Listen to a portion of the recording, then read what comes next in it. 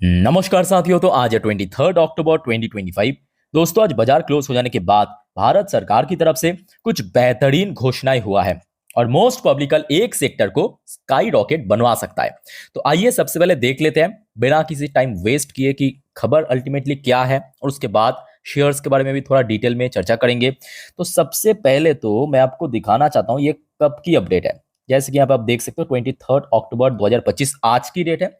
शाम के वक्त जब बाजार क्लोज हो गया, लगभग 5:34, मान के चलिए 5:30 बजे की अपडेट है। न्यूज की हेडलाइन आपके सामने।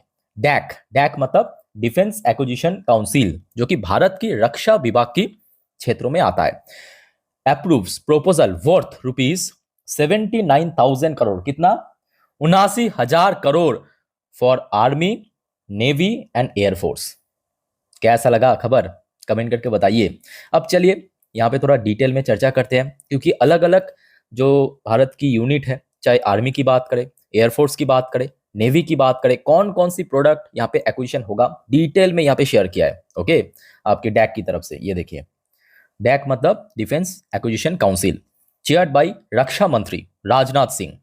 On 23 October 2025 approved capital acquisition proposal worth about ₹79,000 crore for the Indian Army, Navy and Air Force during a meeting held at South Block, New Delhi, पर PIB प्रेस रिलीज। ठीक है, तो यहां तक समझ आ चुका है। जो टोटल डिफेंस एक्विजिशन होगा 79,000 करोड़ की, कोई छोटा मोटा रकम नहीं है। ठीक है, अच्छा उसके बाद आ जाइए कौन सी विभाग के लिए कौन कौन सी प्रोडक्ट यहाँ पे खरीदा जाएगा। देखिए, सबसे पहले इंडियन आर्मी के लिए हम बात करेंगे, मतलब जो भारत की थल सेना है।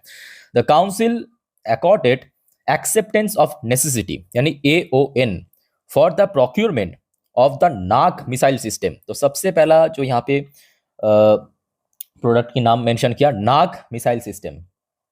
ठीक है, MK2 वर्शन, NAMIS जिसका शॉर्ट फॉर्म है। अच्छा, उसके बाद ground based mobile ELINT system, कुछ यहाँ पे टेक्निकल नाम है। देखिए, बहुत सारी चीज हम लोगों को भी नहीं मालूम है। ठीक है, तो थोड़ा बहुत आप देख लीजिए बस information purpose. And high mobility vehicles यानी HMV, ये तो आपको पता होगा हाई मोबिलिटी व्हीकल्स क्या होता है।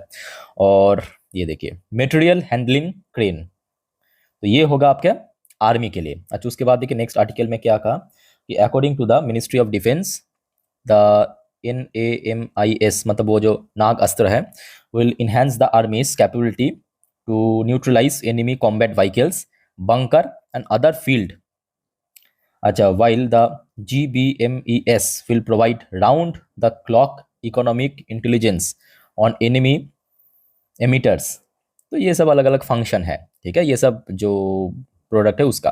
अच्छा, अब आ जाइए इंडियन नेवी यानी भारत की नौसेना के लिए। देखिए क्या क्या खरीदा जाएगा।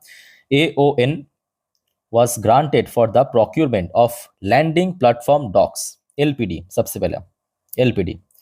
अच्छा, 30 mm नवाल सरफेस गन, जो नवाल के लिए अलग गन होता है। ठीक है, NSG।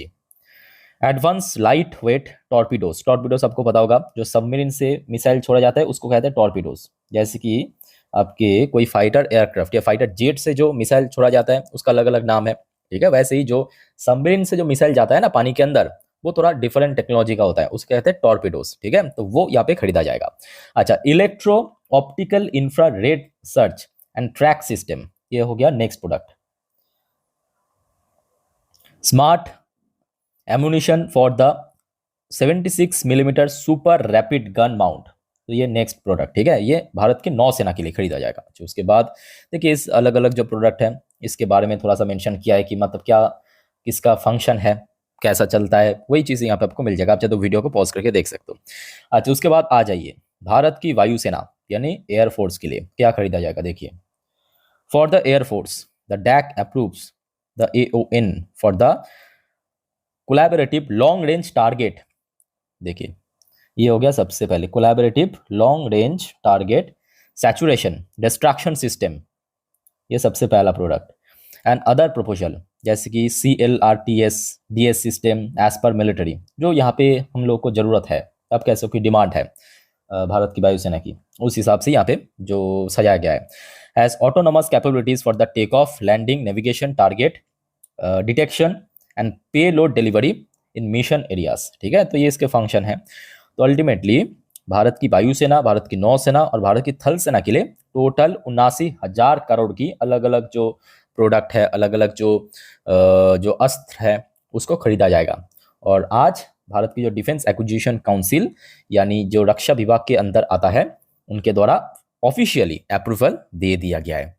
साथियों, इस बारे में और कोई आपका क्वेरीज है या कंफ्यूजन है, प्लीज कमेंट करके बताइए। और साथ में प्लीज ये भी बता देना आपको क्या लगता है कि कल डिफेंस सेक्टर कैसा रिस्पॉन्स कर सकता है। जो भी आपका ओपिनियन है प्लीज बताना कमेंट करके, इतना रिक्वेस्ट करूंगा। अच्छा, साथ में एक और रिक्वेस्ट करूंगा, अगर आपने अभी तक चैनल को सब्सक्राइब नहीं किया ना, तो प्लीज कर लीजिए। ऐसी इंफॉर्मेटिव वीडियो तुरंत पाने के लिए काइंडली सब्सक्राइब करके रखिए। और याद रखना मेरे प्यारे साथियों, कल क्योंकि बाजार फिर से ओपन होगा, तो आज रात की 10:30 वाली वीडियो जिस पर हम नेक्स्ट डे मार्केट प्रेडिक्शन, पूरे दिन शेयर बाजार की अपडेट को डिटेल में कवर करते हैं, और रात के 12 बजे की वीडियो जिस पर हम जियो पॉलिटिकल अपडेट को कवर करते हैं। बिकॉज आज आप समझ पा रहे हो भली बात ही कि जियो पॉलिटिक्स के ऊपर भी बहुत सारे चीज़ वैरी करता है कि मार्केट की मूव किस तरफ होगा, तो मिस मत कीजिए, ठीक है।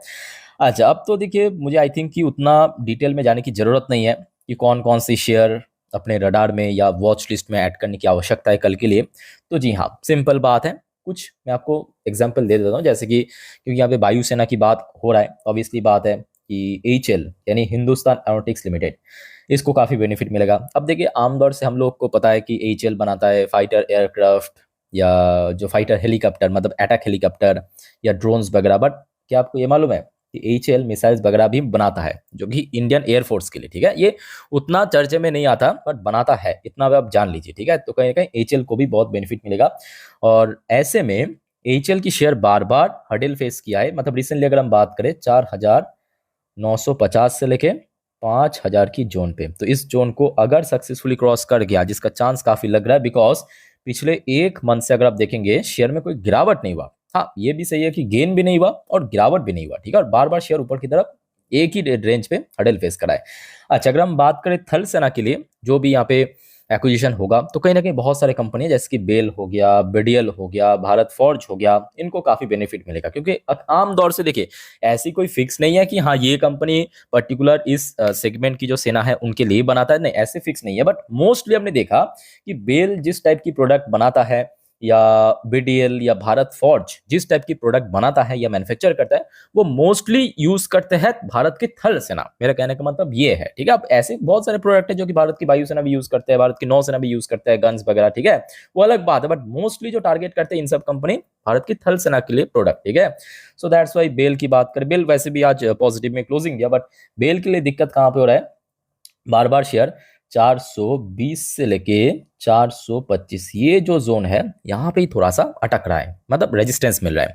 बीडीएल भी मैं कहूँगा आज फिर भी सही है कि एटलीस्ट 1,500 को ब्रेक नहीं किया। आशा रखता हूँ कि कल इस न्यूज़ के कारण एक अच्छा मोमेंटम फिर से क्रिएट हो सकता है। भारत फोर्ज की बात करें, भारत फोर्ज तो फिलहाल आज एक इंडिविजुअल कारण था जो कि कंपनी को एक अच्छा ऑर्डर मिला है आज इंडिविजुअली, ठीक है। ये आज ड्यूरिंग मार्केट की अपडेट है, दैट्स वाई शेयर में एक अच्छा मूवमेंट हुआ।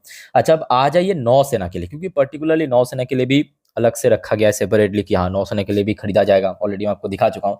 सो अगर हम बात करें भारत की नौसेना के लिए जो मोस्टली कंपनी मैन्युफैक्चर करता है प्रोडक्ट, वो है कोचिन शिपयार्ड, वो है जीआरएसी, वो है मझगांव डॉक। अब ऐसे में बहुत सारे अनलिस्टेड फर्म भी आपको दिख जाएगा, जैसे कि हिंदुस्तान शिपयार्ड जो कि अनलिस्टेड कंपनी है, वो भी बनाता है, उसको भी बेनिफिट मिलेगा। बट उस बारे में हम चर्चा नहीं करेंगे, जो भी लिस्टेड है उस बारे में ही चर्चा करेंगे, सिंपल, ठीक है।